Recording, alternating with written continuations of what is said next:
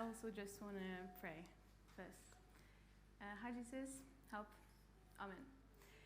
Okay, so my main question for you guys today is, where do you put your focus? Where do you put your focus? And I want you guys to start, just say hi to your neighbor and tell them 2 things that happened to you this week. 1 thing that was good and 1 thing that was bad. Sorry. I hope you guys got to share some stories with each other of some good things that happened and some bad things that happened. And I want to say, I don't know what happened to you this week, but I hope you all are all right. I hope the bad thing wasn't too bad. But what I want you guys to think about is, think about this week and think about the positive thing. If you would have thought about this positive thing throughout the week, just focus on this positive thing, instead of the bad thing, would your week look different? You don't have to talk about that, but just think of that. So today I want to tell you guys 2 stories. The first story I want to tell you about is a story about me. I'm from Norway, and in Norway you get your license when you're 18 years old. So last June I finished high school and I got my first job, my first grown-up job. Before this, the years before this, in the summers, I've only worked for my dad, painting houses, painting whatever. But last summer, I got my first real job, and I felt like a real grown-up. And I also got my license. And I remember just driving to work in my grandma's car, which my dad has paid the insurance for. I'm not that grown-up yet. But I remember just one day I was driving to work, I was driving home from work, and I don't know about you, I reckon a lot of you have your license, but I was really excited to get my license.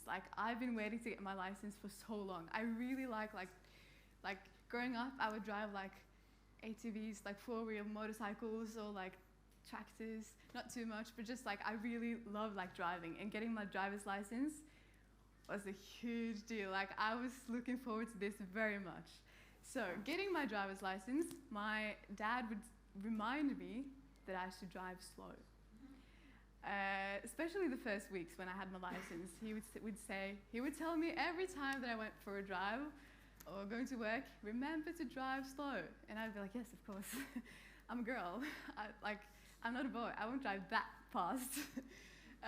And every day he would say, drive slow, you're driving too fast. And I'd be like, yeah, I know. I'm driving slow enough, I'm a safe driver. I got my license. So this one day, I was driving home from work. It was I was working late that day, so it was about 10 in the night. I was driving home from work, and as I was driving off the main road, driving up to the dirt road, because this is how much on the countryside we live, I was driving onto the dirt road. I was listening to music in the CD in the car, and this song just hit different. It was such a good song, and I was like, yeah, it's been a good day at work. I was listening to the music, and I was like, yes, I'm a real grown-up.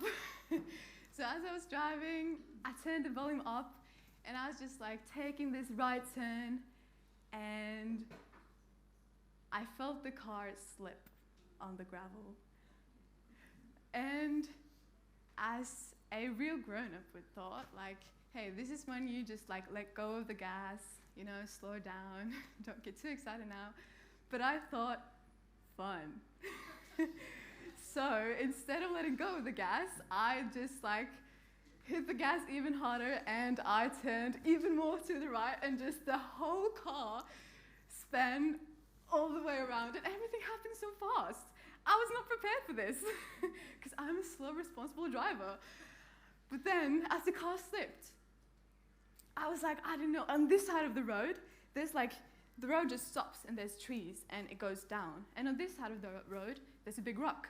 But my first reaction on this, after sliding this way, I was doing everything I can to get the tire the other way.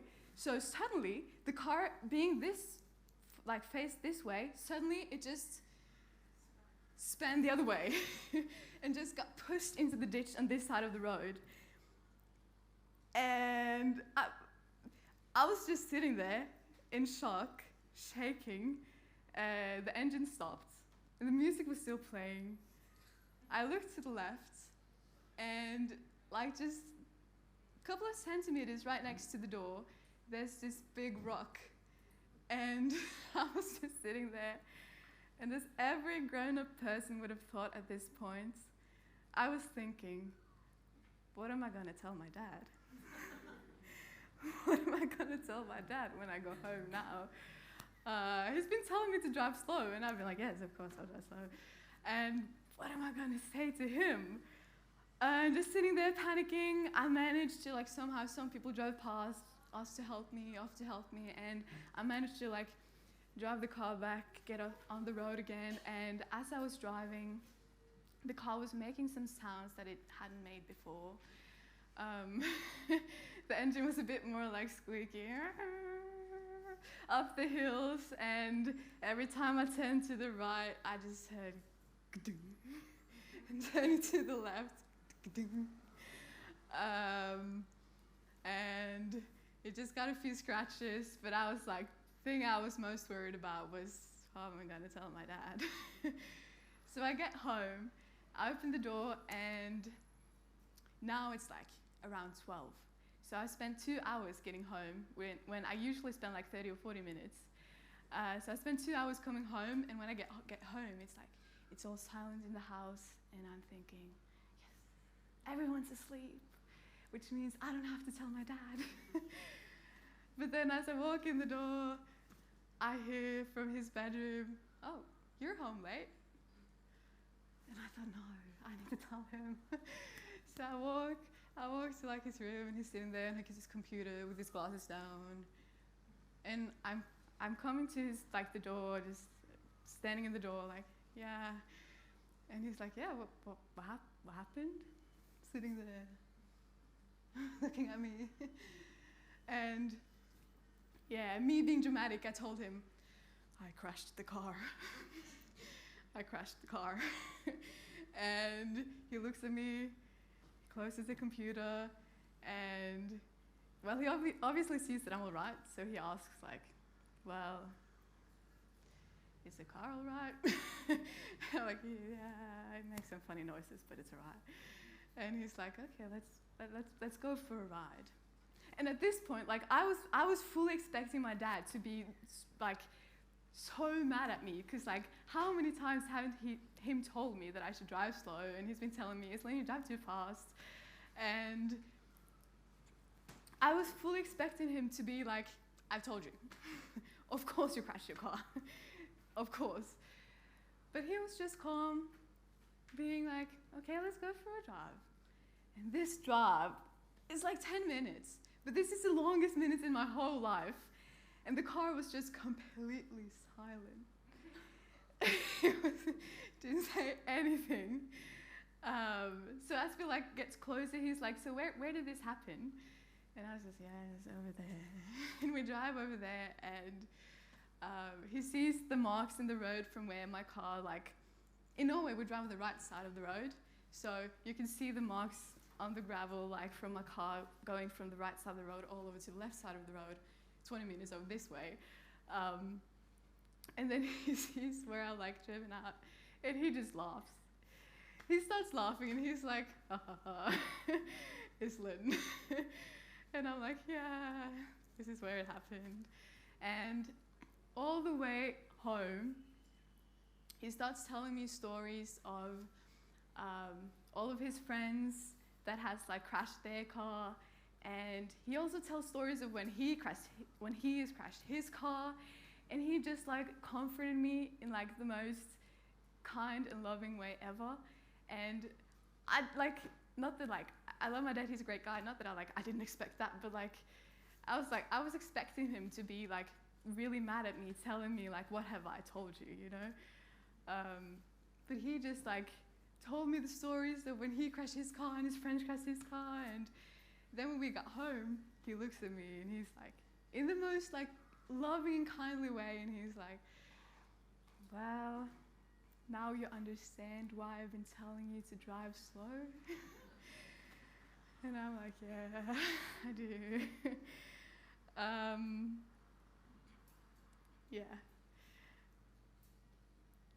So I've been driving slower since that time. Haven't crashed another time yet. I hope it stays that way. But what I said, I fully expected him to be like, what have I told you? But he was just like, now you understand, right? And I did understand in a better way. Okay, so the second story I want to tell you about today is a story about Jesus and Peter and Jesus' disciples. And it's written in Matthew chapter 14. If you guys have your Bibles, please open up to the story. And yeah, to get some context,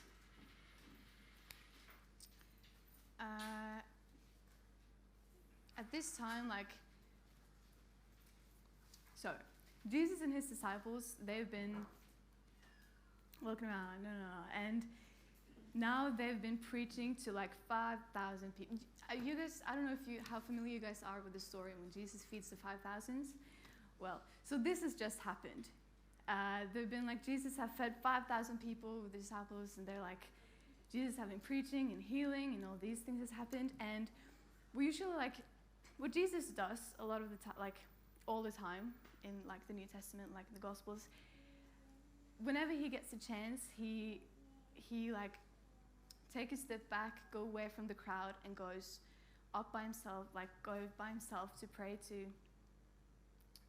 God, and to be together, just alone with God.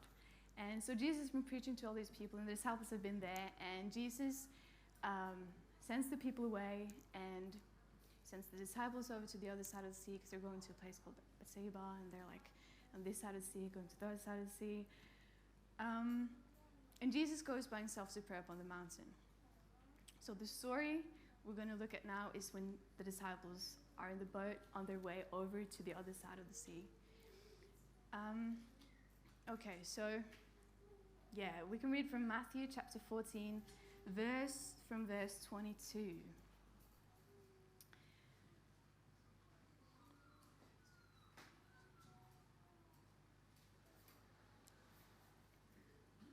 So, immediately Jesus made his disciples get into the boat and go before him to the other side, while he sent the multitudes away.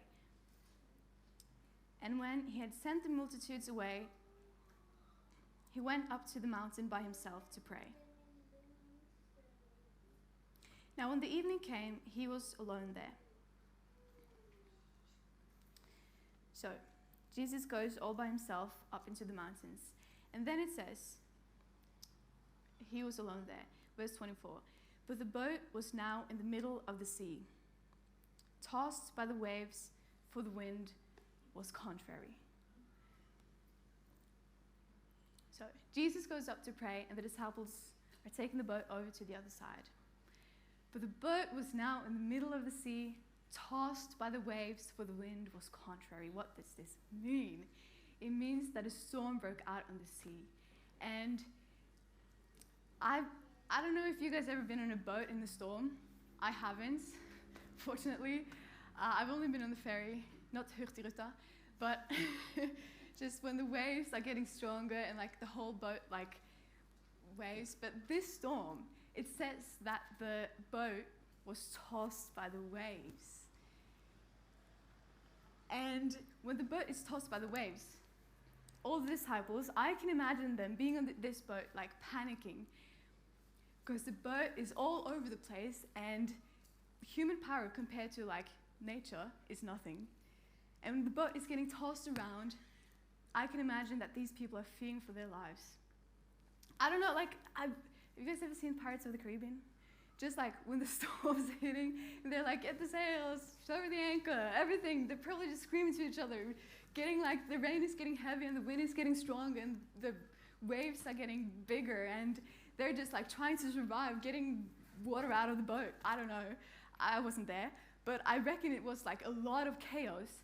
And in the middle of this chaos, as if it was not enough that they're like almost dying from this storm, trying to survive, trying to do everything they can in their own power to keep the boat floating while it's getting tossed around by the waves. They see something walking on the water. Like, and we can continue reading. Now in the fourth watch of the night, Jesus went to them, walking on the sea. And when the disciples saw him walking on the sea, they were troubled, saying, "It's a ghost." And they cried out in fear. Imagine like they're here trying to survive, and as if it's not enough that they're just like almost dying by this boat going under, they see a ghost in their eyes and like looking straight into death. I don't know what a ghost meant for them, but like imagine how scary.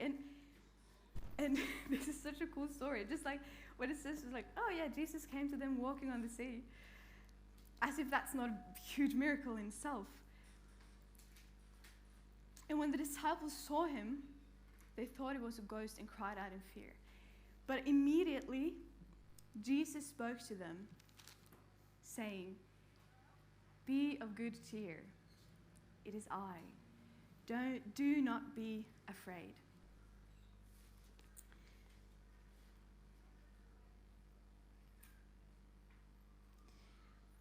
And Peter answered him and said,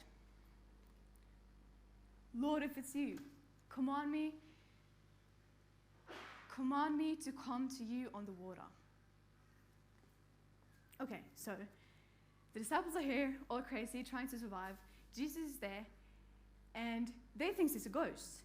And then he approaches them, and what he says, it's, "Be of good cheer. It is I, do not be afraid." I don't know, if a ghost told me that, I would be scared. I would have been scared.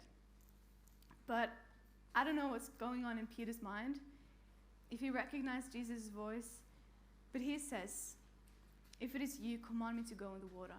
And what Jesus does next is that Jesus said, so he said, "Come." And when Peter had come down out of the boat, he walked on the water to go to Jesus.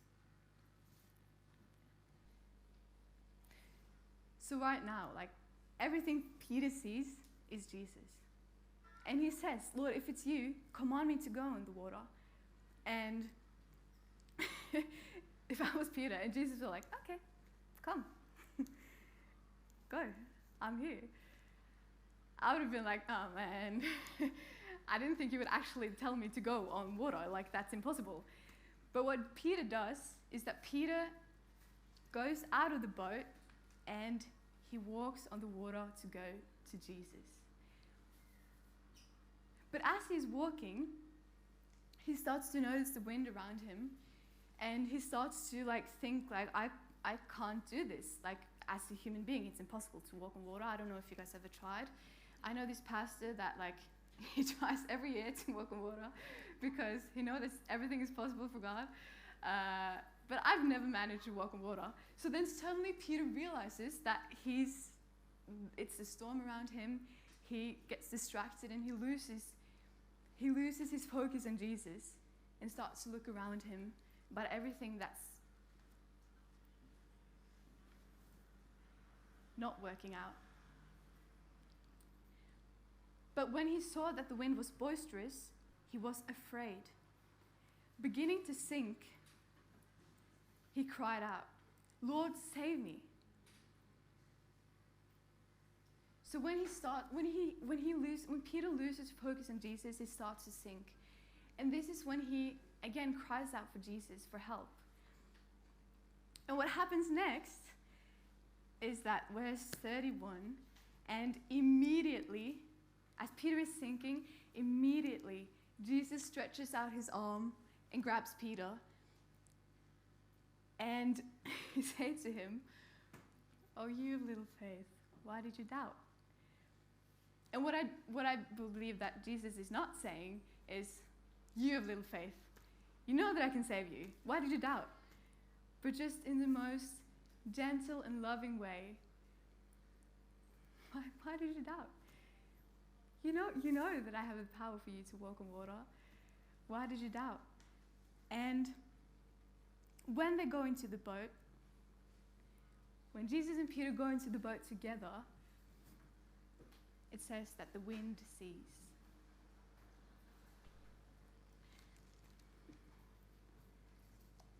There's so many things I love about this story. At first, Jesus' first approach to the disciples, when he's saying, be of good cheer, it is I, don't be afraid. What Jesus is not saying is, don't be afraid, it's me. But he's saying, be glad, be of good cheer. You have nothing to be afraid of, because it is I. And later, I love the way, like Peter's faith, just walking onto the water, it's insane, because he knows that he can't do this in his own power.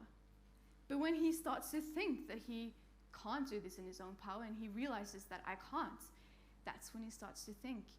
And it's kind of the same with us. Like when we realize this, that like we can't do this in our own powers, we lose our focus on Jesus. This is when we start to sink. But Peter's response to this is not just like to sink and be like, oh man, I lost everything, but like he refocuses and he takes his focus back to Jesus, crying to Jesus for help. And what's also so cool about this part is that Peter don't have to swim up to Jesus or like crawl up to Jesus, but it says that immediately as Peter cries out to Jesus, Jesus stretches out his arm to save Peter. There's nothing Peter can do to save himself. It's only by Jesus' help, by Jesus' strength, Jesus' arm reaching out for us that we can get out of the water and take our focus back to Jesus.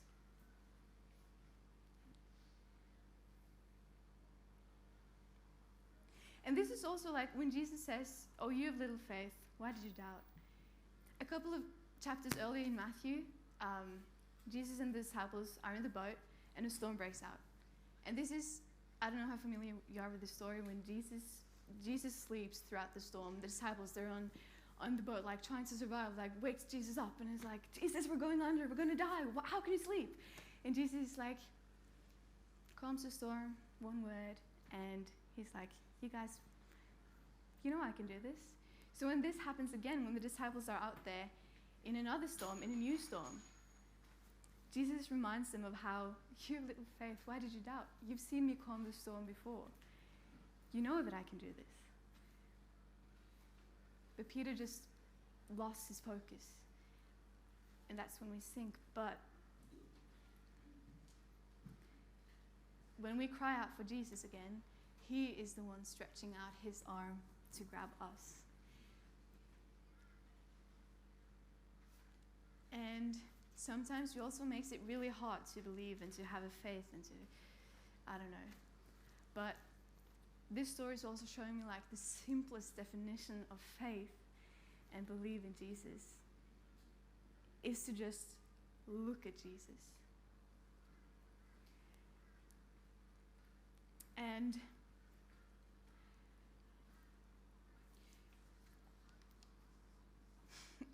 I love the invitation Jesus has as well, because as I mentioned, the first thing he says to the disciples is be of good cheer.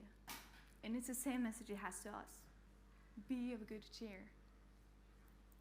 Come, step onto the water, and we will sink, we will doubt, we will look at the storm around us and forget Jesus, but then we are not the ones to save ourselves, but he is the one to grab us back, take us into the boat and give us peace. So Jesus is telling us, be of good cheer. It is I, don't be afraid. Come, keep your focus on me. Come and I will give you peace.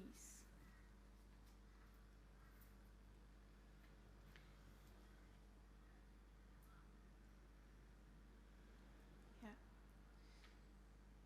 So, my question for you today is, where do you put your focus?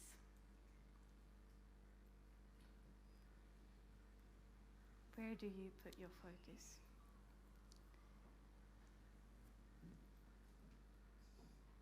Yeah, we can pray. Hi, Jesus. I want to thank you so much that you so many times makes it easy, or you simplify faith by telling us that like we just have to look at you, and you're basically the one doing all the work, dragging us out of the water again. And you promised us peace, and I just want to pray for every single person here today that they will see you and help us to keep our eyes upon you and focus on you, because you will give us truly peace, Lord. And yeah, thank you so much. Amen.